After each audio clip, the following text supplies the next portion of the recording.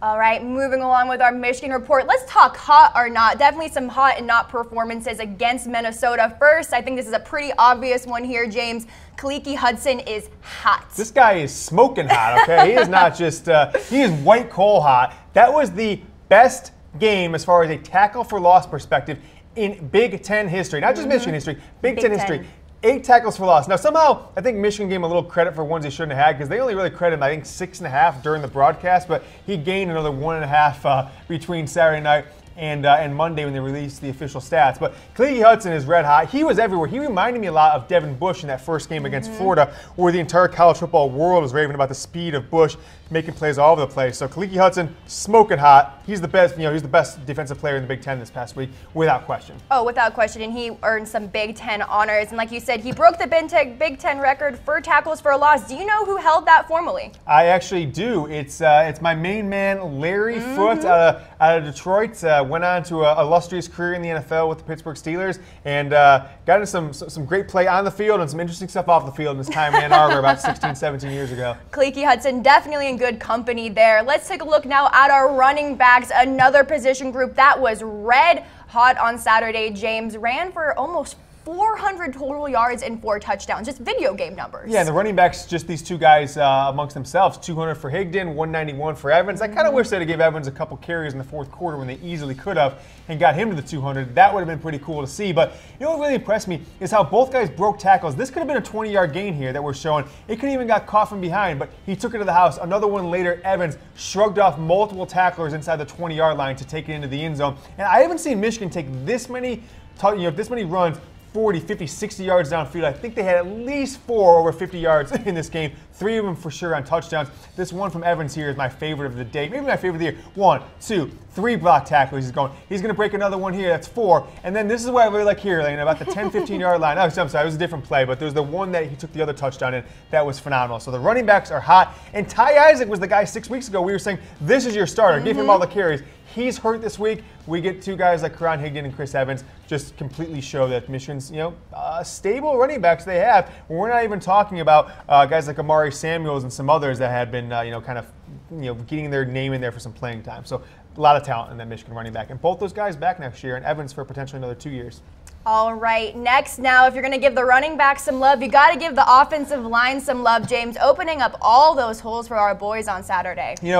I was the guy last Friday saying that Greg Fry's job is likely in jeopardy. I gave it a 4 Harbaugh on the FACK Harbaugh rumor meter because I have heard rumblings, some people very close to that offensive staff that said he's just not fitting in. The other guys have been together for a couple years. Pep Hamilton knew Drevno and Harbaugh, so he's part of the good old boys club. And Fry's just an outsider coming in. But him and Tim Drevno, I got to give him some credit because I was calling for those guys to, hit the road a couple weeks back when Michigan couldn't do anything on offense under John O'Corn. Under Brandon Peters, the offensive passing game isn't doing anything great, but this running game is coming out of nowhere. Back-to-back 300-plus yard games. The offensive line is a big part of that. Well, yeah, the Wolverines turned out 334 yards on 51 carries against Rutgers, and that was a season high. And it just took under 3 quarters to do that against the Golden Gophers on Saturday. So great offensive line play, no doubt.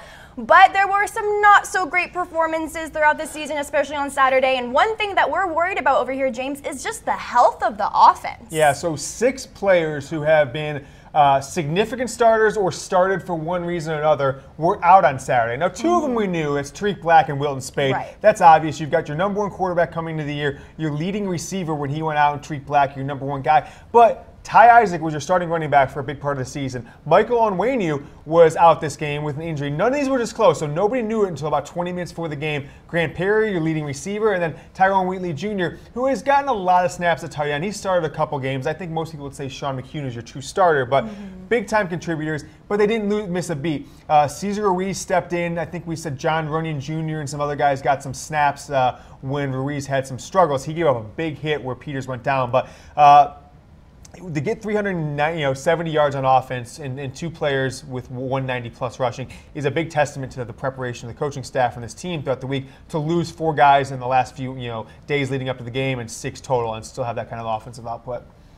All right, last knot for you guys. Michigan's wide receiver core, the production has been nearly non-existent the last few weeks, James. Yeah, I guess some people want to say, oh, let's blame that on Brandon Peters. They're only throwing 12, 13, 14 times a game. But even when they're throwing, they're not throwing to these wide receivers. It's all to tight end. We even call it tight end screens, Lena. Tight end screens are being substituted for any passes downfield. And it's not like Brandon Peters is the cause of this or the Michigan attack under Peters. They weren't catching the ball. They weren't getting open under John O'Corn. They weren't doing much except for a couple long balls to Tariq Black and to Kakoa Crawford under Wilton Spate. Did the receivers do anything? So this wide receiver crew is very young, but other than Grant Perry here and there, they've really done nothing this entire season. Well, it's the type of issue for me, like I feel like it's easily covered up against the likes of Rutgers or Minnesota and even this week's opponent, Maryland.